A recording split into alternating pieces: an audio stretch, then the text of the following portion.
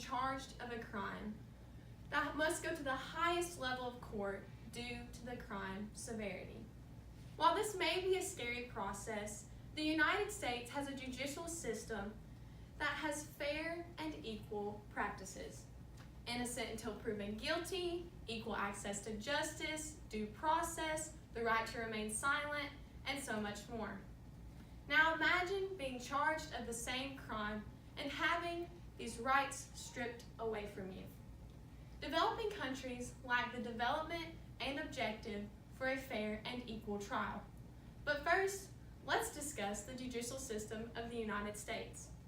The United States has 3 separate but equal powers: district courts, circuit courts, and the Supreme Court.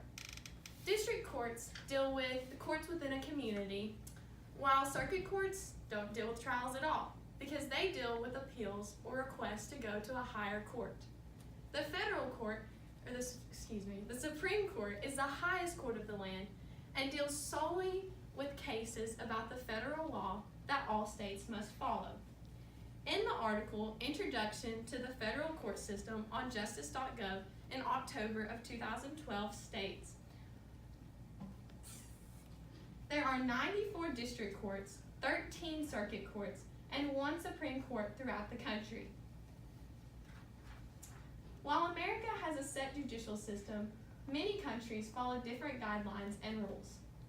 Many developing countries follow the Western tradition about law that favors the strict use of enforcement.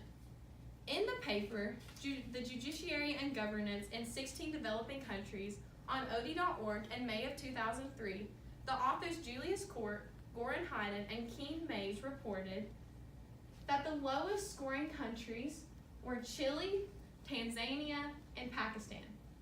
Chile's problem is that the administration of justice is expensive and slow and heavily influenced by the government office.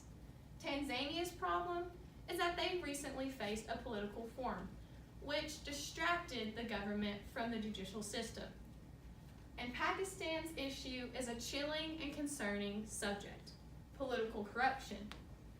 Most citizens choose to handle their cases outside of court because they are frightened of their government.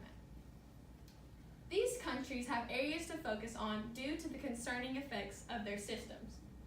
Developing countries who have inadequate judicial systems face many harmful issues.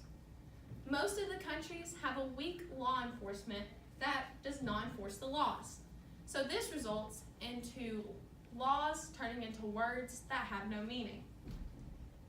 In the paper Economic Consequences on www.hoover.org in June of 1999 states, entrenched corrupt practices within the public sector hamper the clear definition and enforcement of laws, and therefore commerce is impeded. Public sector in an economy is controlled and restrained by judicial systems, so monopolies, fraud, theft, and so much more can be avoided.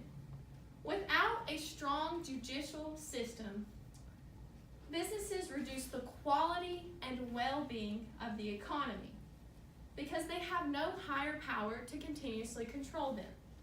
An unfair judicial system plus a weak economic system results in unhappy citizens. To conclude, judicial systems are a key foundation to the house that builds a country, and some developing countries have maintenance issues at home.